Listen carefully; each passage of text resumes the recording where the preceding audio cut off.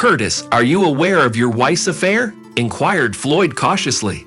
The man felt uncomfortable, but admitted that he'd had his suspicions about Nora. However, lacking concrete evidence, he brushed them aside. "Why do you ask?" asked Curtis. Floyd replied, "Because I wasn't the only one in that club last night. The woman who looked familiar to me turned out to be Nora." Curtis was taken aback. Now he understood the meaning of Floyd's words and the true nature of the situation. The scattered thoughts swirling in his head suddenly formed a coherent whole, confirming his suspicions. Floyd said that the club was a gathering of people with certain sexual interests. Curtis now realized how his wife had gotten her bruises. He had believed her story about the massage before, but now it was clear that it was all a fabrication. Curtis got the location of the club from Floyd and asked him to accompany him there.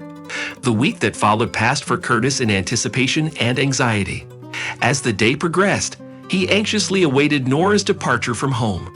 As soon as she left, he discreetly followed her to the club. Upon arrival, he was given a mask to ensure anonymity, as it was a strict rule of the club. Curtis waited to be introduced to his wife, and his nerves were on edge. Igor calmly explained the club's protocol. The girls come out one at a time, and each chooses a partner. Then we go to our rooms. The tension overwhelming him made Curtis want to leave, but his friend convinced him that the truth could not be hidden forever. In the waiting room, men in masks and underwear sat nervously. One of them was wearing a leather harness.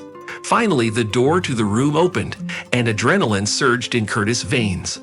Until the last moment, he had tried to come to terms with the fact that his wife would be among the women. One by one, the women came out, dressed in identical mesh dresses. Masks covered the top of their faces and tape blindfolded their eyes, preventing them from recognizing their partner. The first girl stepped forward. Curtis' tension eased as he realized that the approaching figure was not Nora. His relief was short-lived, however. A second, then a third woman passed by before he finally spotted his wife. There was no doubt in his mind that it was her. Having spent so many years together, Curtis knew her every move and even the smallest details of her body. The women lined up opposite the men, and Curtis was about to rush toward Nora. But Floyd stopped him, advising him not to ruin the evening for everyone else.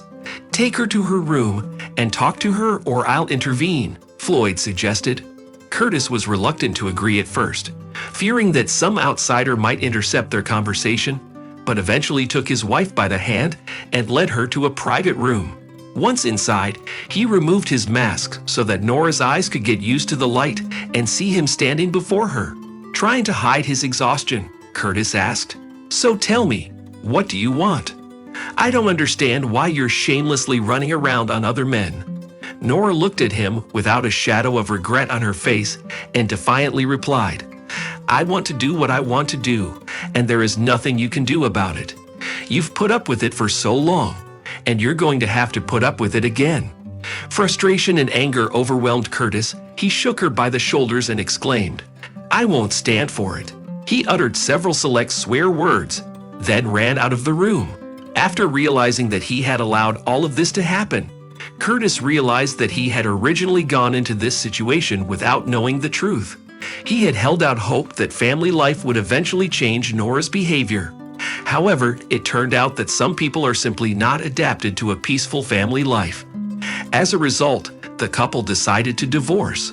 So that parents did not overwhelm him with questions about the reasons for the divorce, Ilya decided to tell about the peculiar hobbies of his ex-wife.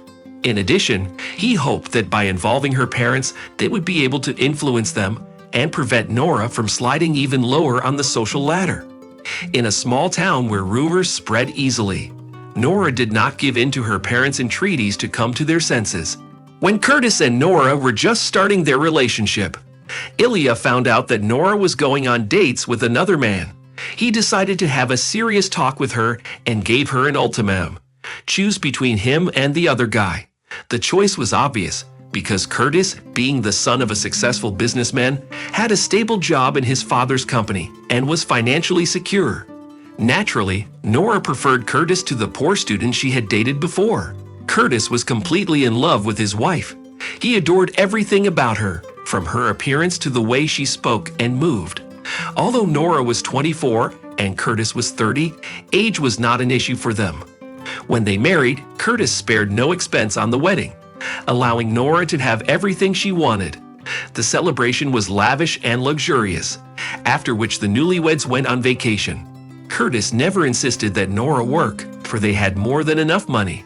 He tried to give her more time, took her on vacation and invited her to social events.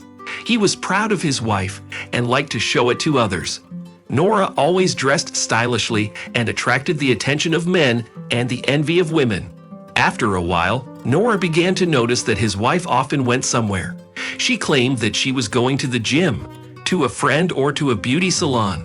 There was always a reason for her leaving, and when she returned, Nora looked to be in high spirits. "You're not like that." Curtis smiled as he watched his wife return from yet another salon treatment. "Just trying to be better for you?" Nora whispered in his ear. Curtis pulled his wife closer to him, inhaling the scent of her hair. However, he noticed that she was giving off a persistent scent of cigarette smoke and men's cologne. "Why do you smell like men's perfume?" Curtis inquired.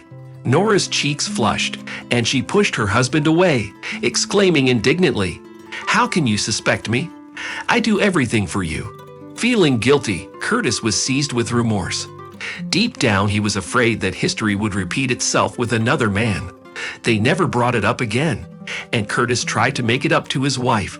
The feeling of guilt weighed on him because he realized that he had wrongly accused her. One evening, a friend called Curtis and suggested they meet. They agreed and went to a restaurant where Curtis consumed more alcohol than he should have. Sitting at the table, Curtis inarticulately told his friend about Nora, about her infidelity before the wedding, and about the fact that he had recently suspected someone else's scent on her. The next morning, Curtis was left with only vague memories and a headache from their conversation. However, his wife's peculiar behavior did not end there. In time, he noticed bruises on Nora's body. To his question, she replied that it was a trace from a massage session she had undergone. Curtis believed her, given that she had taken massage courses. But the bruises were not limited to her thighs, and one day he noticed a bruise on her neck. Fury gripped Curtis, but he had no hard evidence to present to Nora, since he hadn't caught her in the act. The situation escalated further when Curtis received a call from his friend asking for an urgent meeting. Floyd was unusually nervous and had difficulty articulating his thoughts. He finally admitted that he had exotic interests in the bedroom. At first, Curtis laughed, thinking it was a joke. However, he soon realized that Igor was being serious. Floyd told about an adult interest club in their town, where different people met once or twice a week. During one of these meetings, Floyd saw a vaguely familiar woman. He did not immediately recognize her.